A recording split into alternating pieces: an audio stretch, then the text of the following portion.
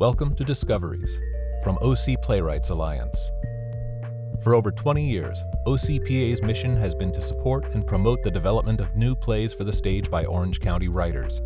In Discoveries, we produce readings of new works using local acting and directing talent, so writers can experience their work aloud and see how it plays for an audience.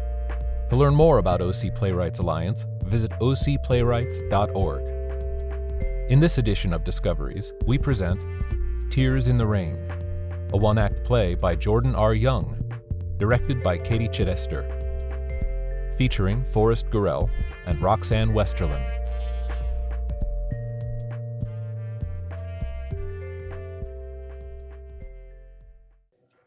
Setting, a bare stage. Josh is standing in a spot. You never forget the first time you get naked with someone. I was 7, she was 5. We played doctor. Oh boy, did we play doctor. As I reminded her when we were young adults. Cousin Jenny didn't speak to me for over 20 years. It wasn't the last time I undressed a woman without going all the way though, or even trying. But I digress. Can I get some lights here? Can we take them down a little, please? About 6 p.m. Great, thanks. I need some gentle rain and some traffic noise. All right. 1973. Yeah, the summer was half over, so it must have been late July on a boulevard somewhere in Paris. Use your imagination. What time is your train? 20 minutes. I suppose you'd better go. I want to see you again. Soon. Soon. Big kiss.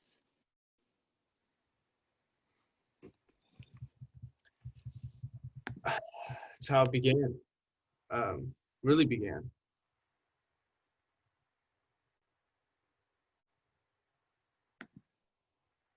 Things never begin at the beginning anyway, do they? 20 minutes. You know, you could do that sort of thing then and get away with it most of the time. Was I actually jumping on a train? I don't think so. I really don't remember. You know, now that I think about it, she was the one leaving. I think I was taking a taxi to the station, then catching the train to Le Havre to get the boat back to Ireland. I think you're right. Did it really happen in Paris? And was it raining? Yeah, yes, that much is true. In fact, it's all true. Well, except for what I'll have to make up to fill in the blanks, because yeah, I'm beginning to forget exactly what we said to each other. That's why I'm telling this story now, my story. Our story. Before I forget the important stuff and have to make all of it up. And it's bad enough I have to invent the dialogue. I want to see you again. Soon. I'm not making that up. We agree on that much. Yeah, I don't think I'll ever forget those 8 syllables. That's when I knew. She was in love with me and I with her. And that stays with you the first time you fall in love, even if it doesn't last forever. I'll remember the words when I've forgotten everything else, even her name, I suppose. Angela. Angela. She had red hair and freckles and brown eyes. You couldn't look into those eyes and not fall in love with her. I think they were brown. I hope they were brown. Of course they're brown, you idiot. Well, that's how I remember them anyway. I hate to think I've forgotten the important things already. I met her in Ireland. The kind of place where you can show up not knowing a soul, and by the end of the day, somebody will throw a party to celebrate your arrival beginning at 2:30 in the morning. The kind of place where the weather forecaster predicts rain every day, and he's right 90% of the time. Where there's almost always a mist in the air. I get a little misty-eyed just thinking about it. And now that I think back, I met her as I was leaving Ireland. Rossler County, Wexford, on the ferry to Le Havre, the west coast of France. I saw 3 young ladies board just before I did. I walked over to them and struck up a conversation. And that was unlike me in a way, but travel brings you out of your shell, or it does for me. Maybe you liked what I saw. Maybe it just seemed more fun than sitting by myself. I was with my friends, Dee and Dita. Dee's short for Deidre. Dita is Bernadette. At first, I talked to all three of them. They were all quite attractive, and I danced with all of them in the disco on the boat, or rather with Dee and Dita, but not with Angela. I got sick. I was never really alone with her until that night when we happened to end up next to each other as we were going to sleep. Crashing on the dance floor in our sleeping bags.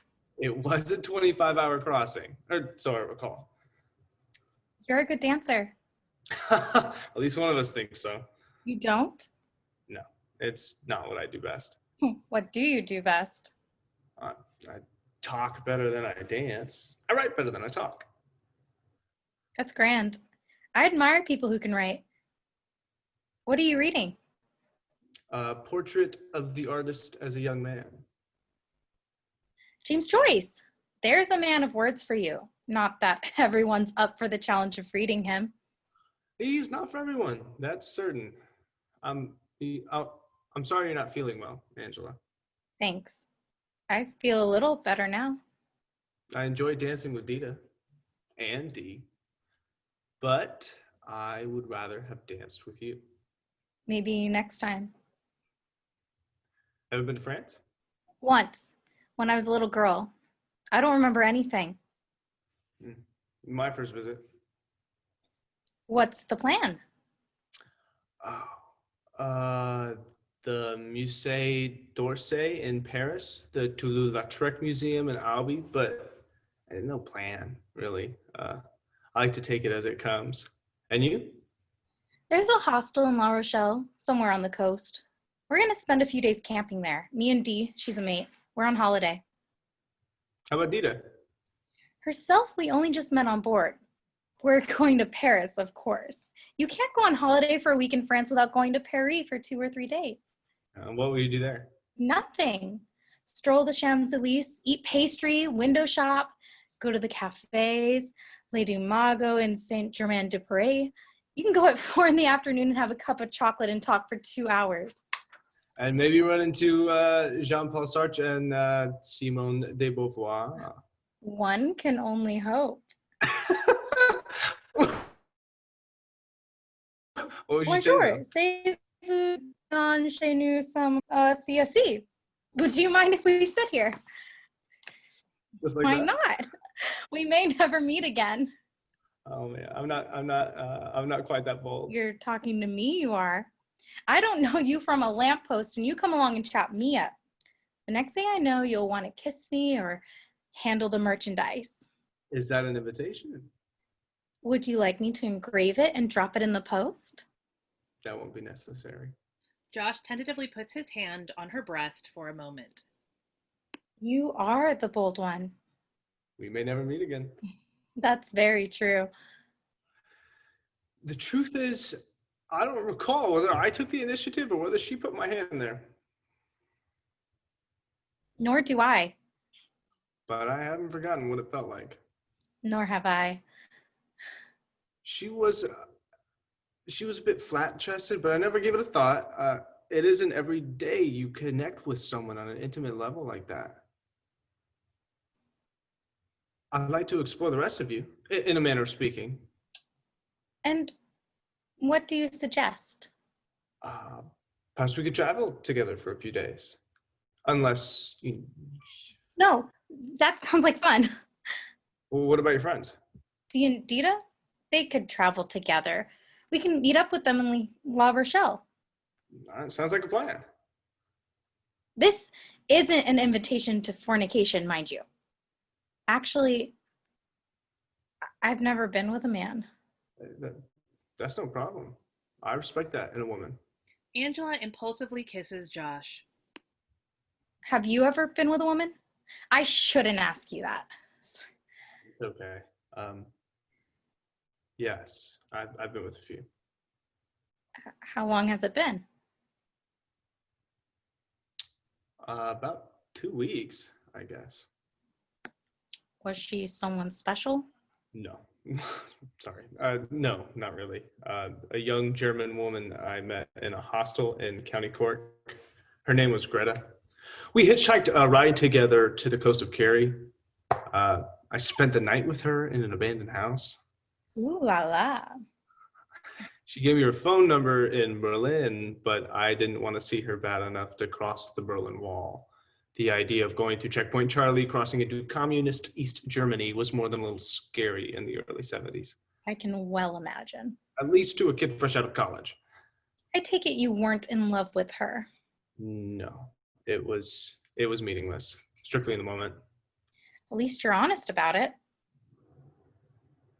Angela was Chase, and she was determined to stay that way. I mean, she traveled with me on a whim. But I knew my own mind. I wasn't about to go against my upbringing just because I was on vacation. You kissed me on an impulse. But I meant what I said, and I said what I meant. Lights up on a bed as he slips under the covers next to Angela. You stay on your side of the bed, and I'll stay on mine. As you wish. I had enormous respect for you after that.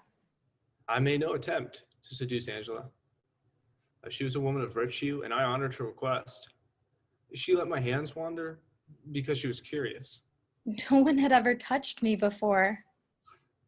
We spent the next day walking around Rouen and went to Paris that night so we could catch the train to La Rochelle in the morning. That we did. I don't think there's any point spending money for a nice hotel. No, not at this hour. Still and all, I bet a hooker would know where to find a cheap place to stay. she's likely to misunderstand what you have in mind. I expect you're right.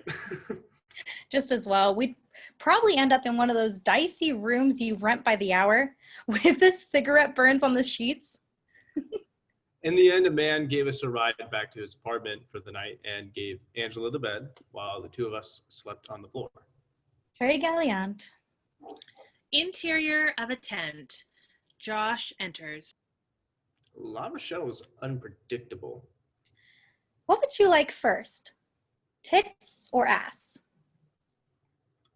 Both. No point beating around the bush. So to speak. Kiss me. They kiss.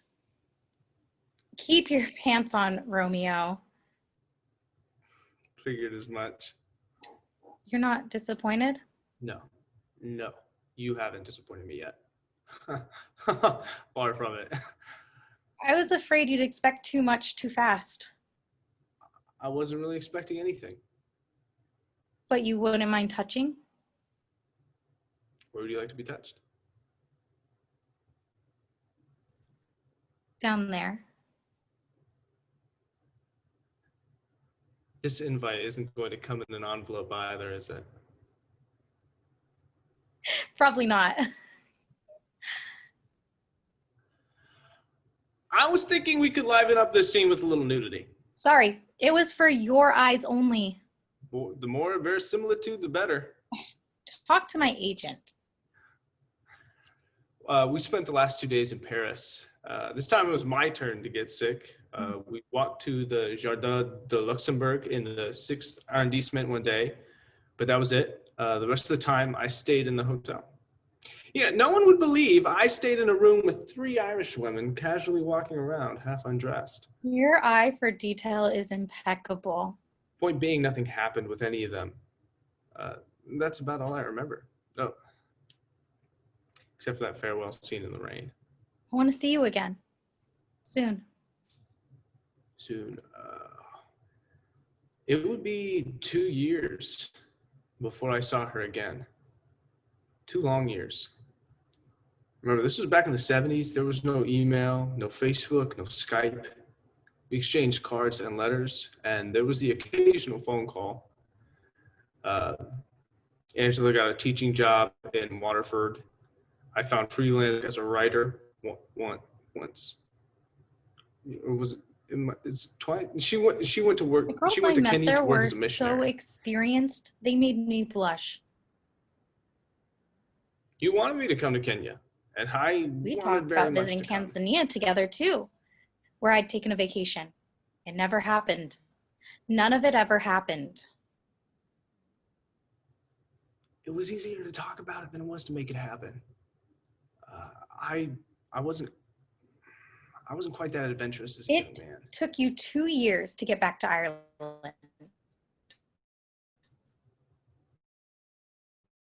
Project in Dublin and London. And to dally with a certain someone, I flew into Dublin and took the train down to Waterford for a week before I had to go to London. I met an attractive young woman on the train, but I had to tell her I was seeing somebody. She was very sweet about it. When I told her I wanted to bring Angela some flowers, she said helpfully people wouldn't buy flowers, just pick them in the garden. I wish I could remember more of what happened. You mean that week in Waterford? What we said to each other?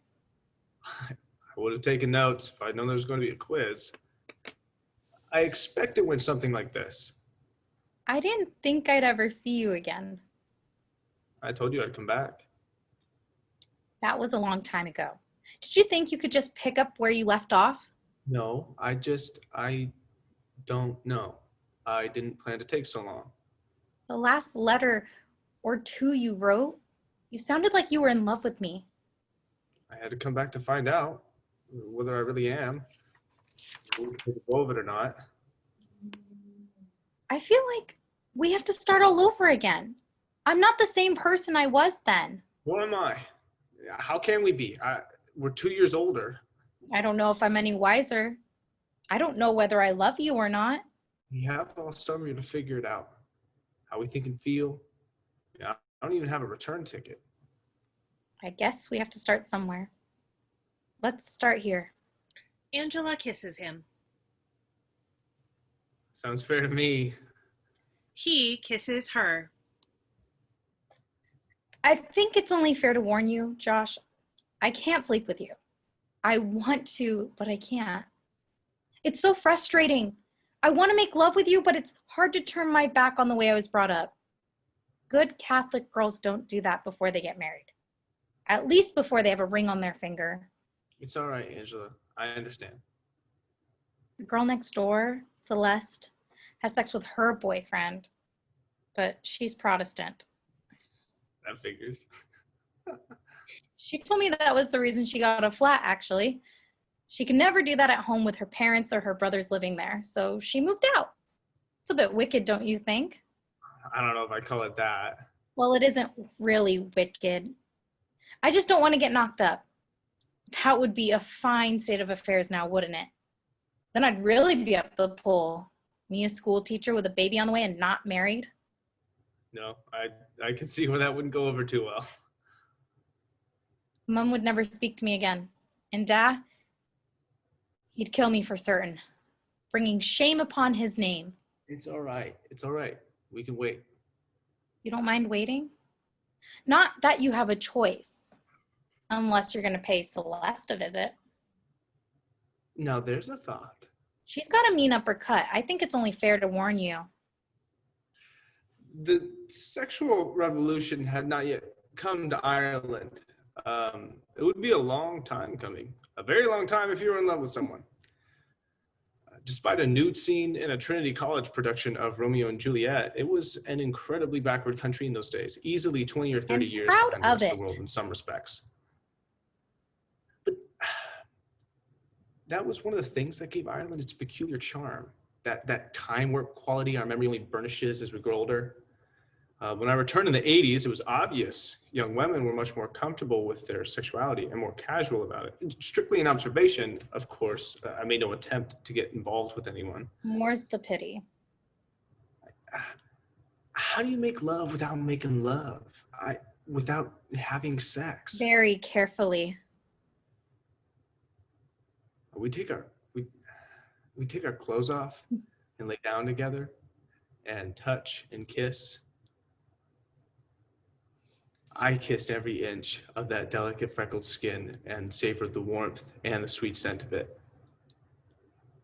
But then one night I realized I could accidentally get her pregnant without actually having intercourse, the worst possible way of being intimate with another person. I couldn't buy condoms anywhere in Ireland at the time, much to my dismay. Except secretly in nightclubs. Yes, I found out years later. I was going back and forth between England and Ireland on business though, and I was able to buy them in London and bring them back. At least the British were good for something. Making love wasn't half as much fun as it should have been, but at least we could take some of the worry out of getting impregnated by a rogue sperm cell intent on forging its own destiny.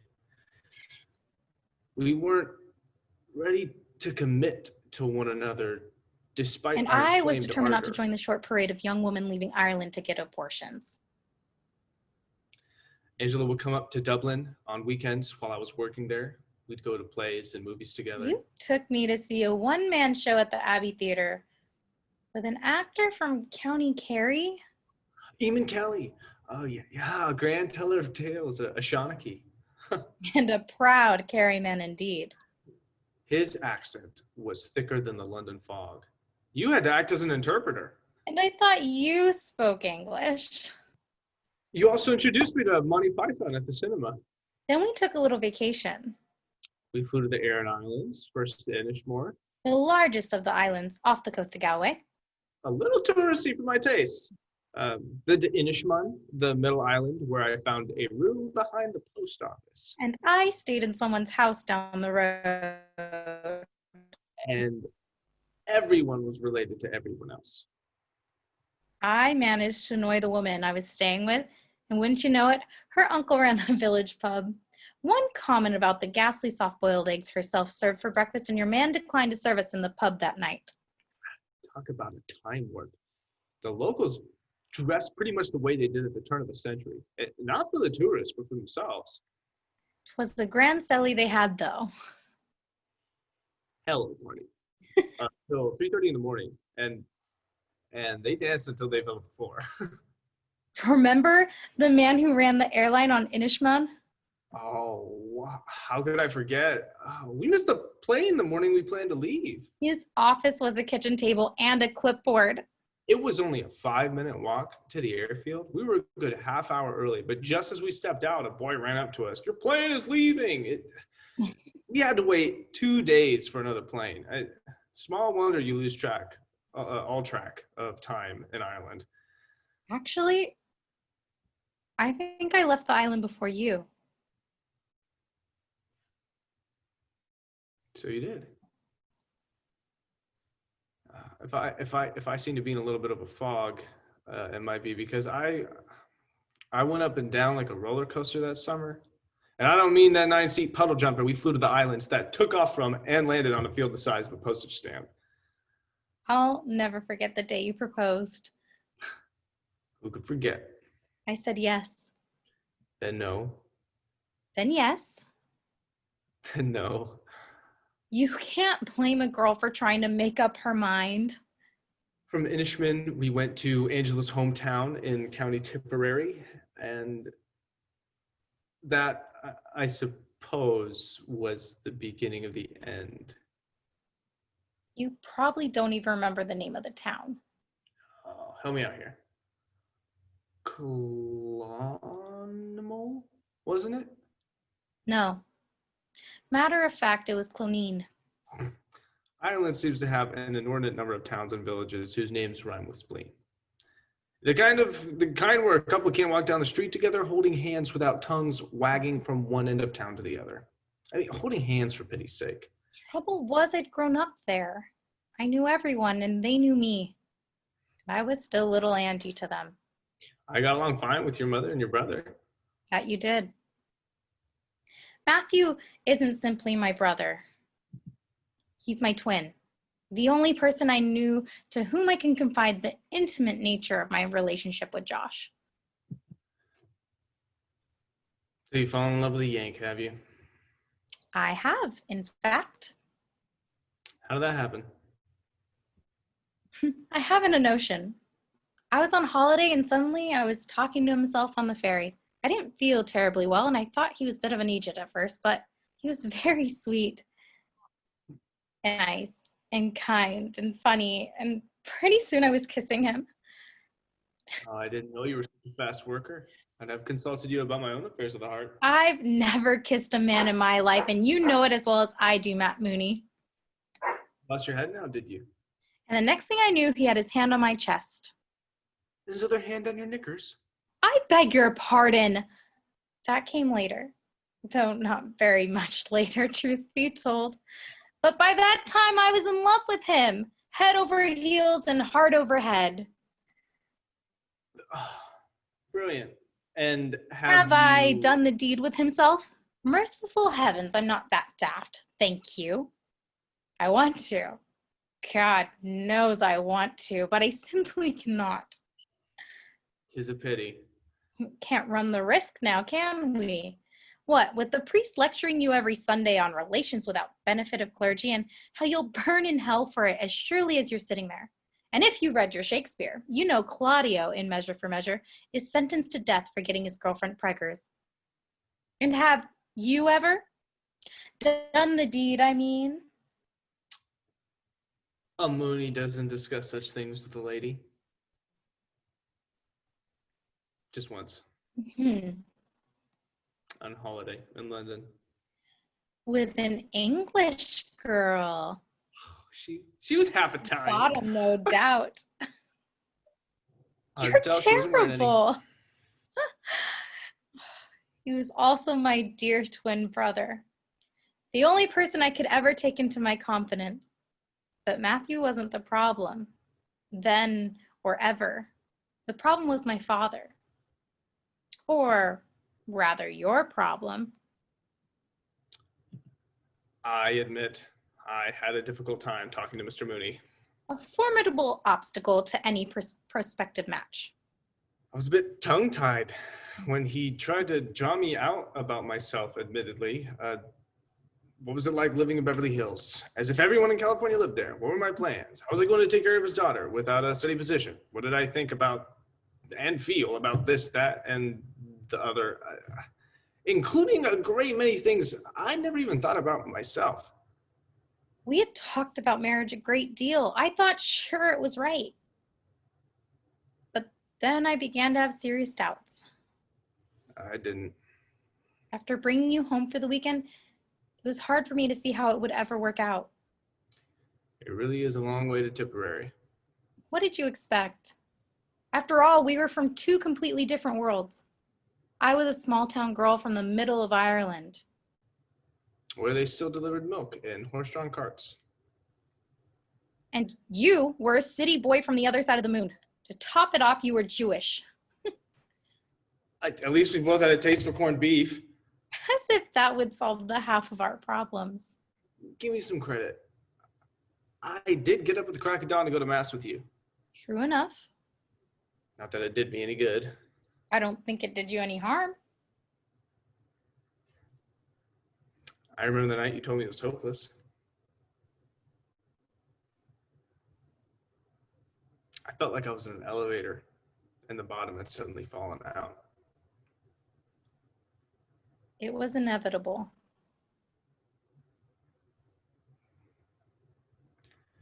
We were in the middle of a dinner at a restaurant in Waterford, and I bolted up out of my chair and ran down the street down to the river.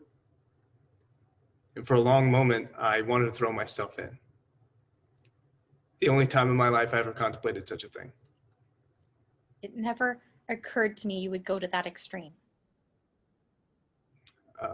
Angela ran after me and talked some sense into me, talked me out of any thought of ending my life. But it was a long time before I could smile again. I went back to Dublin for a week or so to wrap things up, then returned to Waterford one last time. The last morning of my trip, I went into her room to wake her up to drive me to the train. But our last goodbye didn't quite go according to plan. To my surprise, you gave me a passionate hug and a kiss, and I responded the only way I could. We did the deed one last time, at least in our imagination. The better to keep her prized possession intact, of course. You wouldn't know it from the side of the bed. It looked as though an orgy had taken place. More than 40 years have gone by, and I still think of Angela. I suppose that's only natural.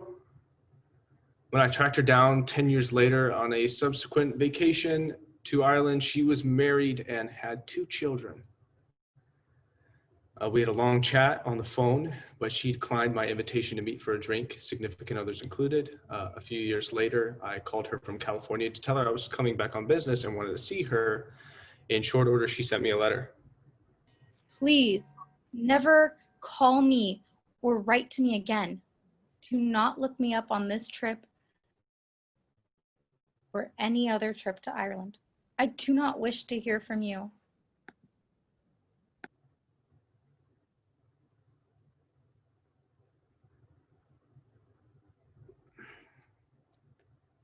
My motives were pure, but there was no way for her to know that. I've honored her request to the letter, trespassing only in my imagination. I've certainly thought about her now and again through the years. There were crushes before Angela, and there have been crushes since, but she was the first woman I ever fell in love with and wanted to marry. Piece of my heart has never really left Ireland, as I'm sure you can understand if you've ever lived and lost. Blackout. End of play.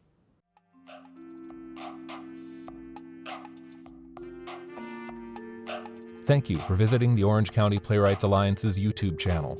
Here you can find one-act and full-length plays by dramatists who have been produced around the country, so be sure to like and subscribe to get a first look at more new plays.